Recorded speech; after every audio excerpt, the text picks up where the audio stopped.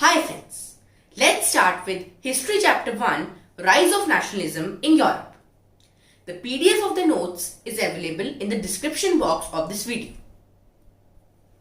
So, we shall cover this chapter in 5 parts. In the first video, we shall cover the introduction and the French Revolution and nationalism. In second video, we shall discuss making of nationalism in Europe. In the third video, we shall discuss Age of Revolutions. In the fourth video, we shall discuss the unification of Germany, Italy and Britain. And in the fifth video, we shall discuss visualizing the nation, nationalism and imperialism. So guys, welcome to the series. Before we begin, let's understand the meaning of the word nationalism. So nationalism means feeling of love or devotion towards your nation. That means nationalism is same as patriotism. Now let's see rise of nationalism in Europe. So in 1848, Frederick Soriot, a French artist, prepared a series of 4 prints visualizing his dream of a world made up of democratic and social republics. This chapter will deal with many of the issues visualized by Soriot. During the 19th century, nationalism emerged in Europe. Its end result was the emergence of a nation-state in place of the multi-dynastic empires of Europe. Now, what is this nation-state? So, nation-state was one in which the citizens came to develop a sense of collectiveness and common identity. In this chapter, we shall see how, why and when nationalism and nation-states came into being. So the first expression of nationalism came with the French Revolution in 1789. So let's discuss the role of French Revolution in nationalism. So before the French Revolution, France was under the rule of an absolute monarch. It was under the rule of Bourbon family. We have already discussed this in class 9th in French Revolution video. Now, after the French Revolution, transfer of power from monarchy to citizens took place. French revolutionaries introduced various measures and practices to create sense of collectiveness among people. Let's see few steps taken by them. So, a new flag, the tricolor flag, was designed. Second, formation of National Assembly. So we know that in France earlier there was a Estates General which took all the major decisions.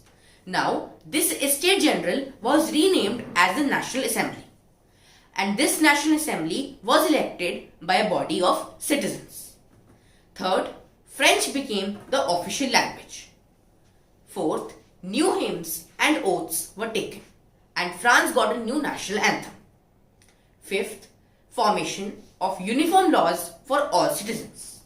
Now, every citizen was equal and uniform laws were formed for all citizens. Sixth, internal custom duties and dues were abolished. So, all these steps were taken by the revolutionaries so that the people have a feeling of nationalism in them. Now, when the news of all these events taking place in France reached the rest of Europe, then feeling of nationalism developed there also. Students and middle class people began setting up Jacobin clubs. In addition, French armies moved to foreign lands like Holland, Belgium and Italy and further spread the idea of nationalism. So in this way, by the French Revolution, the idea of nationalism spread. Now, everything was going fine in France when suddenly a major change happened. This was the entry of Napoleon into the scene. Napoleon destroyed democracy and re-established monarchy. He ruled France from 1799 to 1815. He introduced a civil code of 1804, also called the Napoleonic Code. Now, let's see few benefits and drawbacks of civil code of Napoleon. So the benefits of Napoleon's civil code were that it established equality before law. It secured the right to property to the French people. It abolished the feudal system.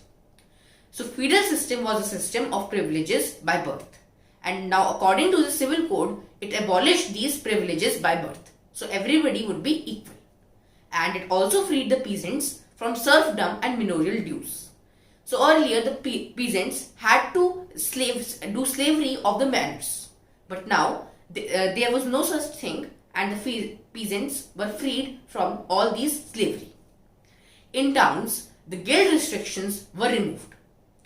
Now, guild restrictions are the restrictions on trade, and by the civil code, the restrictions on trade were removed. Transport, communication, and all the systems were developed and improved. But this system of civil code also had a lot of drawbacks. So let's see few drawbacks of Napoleon's code. First, it increased the tax on people. So now people had to pay a lot of tax. Second, it brought censorship. So one of the major drawbacks of civil code was that censorship. Censorship means the suppression of speech, media and film.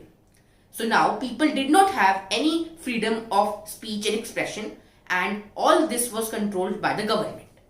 Third, the people were also forced to join the French army. Now, due to all these drawbacks, the people were not happy with Napoleon's rule. They wanted their freedom to be given back. Thus, the Battle of Waterloo took place between France and between the other countries, over which the Napoleon had earlier ruled. And in this battle, Napoleon lost. And the Treaty of Vienna was signed. Now, according to this treaty, it undid all the civil code of Napoleon, and the Bourbon dynasty was restored in France. So once again, France became a monarchy, but under the Bourbon dynasty. So let's summarize whatever we have learned in this video. Before 1789, France was a monarchy and it was ruled by the Bourbon dynasty. In 1789, the French Revolution took place, monarchy was abolished and democracy was established. In 1799, rule of Napoleon started, democracy was abolished and monarchy was re-established. In 1804, the Civil Code of Napoleon was introduced, and in 1815, the Battle of Waterloo took place and Napoleon rule ends. So this was all for today. We'll meet in the next video. Thank you.